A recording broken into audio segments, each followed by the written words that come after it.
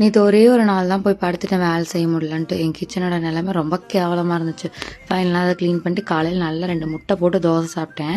ஆனால் பரவாயில்லைங்க, வயிறு ஃபில்லிங்காக இருந்துச்சு. இந்த டோரா புஜ்ஜியெல்லாம் என் பாப்பா பார்க்கும்போது பார்க்குறது தான், மற்றபடி அந்த பக்கமே போகிறதில்ல. முடிச்சுட்டு இன்றைக்கி கிரைண்டர் தான் என்னோட பொசுங்கிருச்சு. கிரைண்டர் பார்க்க போகலான்னு போனோம். இந்த பையன் 10 மணிக்கு கிளம்பிச்சோன்னா 11:30 மணி வரைக்கும் என் வீட்டுக்காரர் கிளம்பவே இல்லை.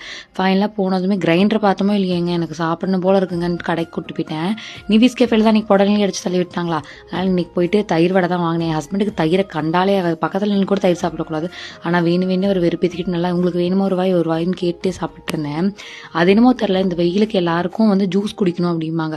நான் வெளில போனேன்னா எனக்கு காஃபி வேணும் டீ வேணும் தான் கேட்பேன். அது மெயினாக காஃபி தான் கேட்பேன்.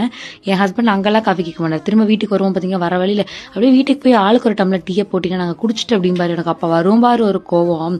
அது என் வீட்டில் மட்டும்தானா இல்லை எல்லா வீட்லேயும் அப்படி தான் தெரில.